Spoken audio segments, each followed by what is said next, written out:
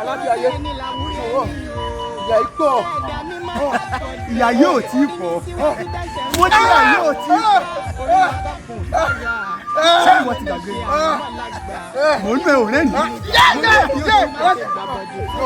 aláṣayé ìyá ìpọ̀ lọ́wọ́ ṣàánú mi bẹ́ẹ̀ kí n rí ògbóló. kò sáànù kankan fún ẹ ṣé ìwọ ti gbàgbé ni pé àwọn baba ńlá baba rẹ wọ́n ti fògbó rẹ yáwó lọ́wọ́ tèmi lọ́wọ́ èmi aládé ayé.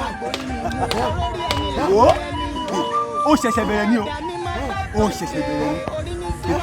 aláṣayé àwọn bàbá mi ló dé ìsọjàrà kẹ̀kẹ́ yìí kàn mí aṣáàkọ́nù ìwé mọ́ wípé ẹ bá ṣe pẹ́rù wò rẹ̀ ní sọ́ọ̀lì mọ́ olúkúlùkù ló lu àìṣedédé rẹ̀ aládàáyé jọ̀wọ́. ṣọmọ kórìí òun ka bíbélì níwájú rẹ̀ ó máa mọ bíbélì o ṣe bíbélì yẹn náà ló sọ pé a ó bẹ ẹ̀ṣẹ̀ bàbá wò lórí ọmọ látòrí ìran kìíní títí tó dórí ìran kejì kó o sì máa wo ìran kejì sí ni wọ́n o wo kó o tó lè rí àmì kan àǹfààní kan ṣoṣo tó o ní òun làwọn ènìyàn tí wọ́n lè gbà.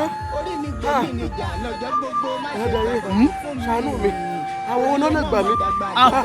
àwọn ènìyàn yìí ni ọ̀nà kan ṣe tọ́lẹ̀ lè fi gbà òun ni pé mo ní láti ṣe elétí wípé o ti ń ṣe ìmẹ́lẹ́ níbi social handles YouTube page ẹ Ogidiolu TV ṣègbó yẹ kọ́ máa ṣí ẹ̀kọ́ máa láìpẹ́ Instagram ẹ o ti ń ṣe ìmẹ́lẹ́ mbẹ́ TikTok ẹ o ti ń ṣe ìmẹ́lẹ́ ó ṣẹ̀ṣẹ̀ bẹ̀rẹ̀ ni o tètè báwọn ènìyàn rẹ sọ.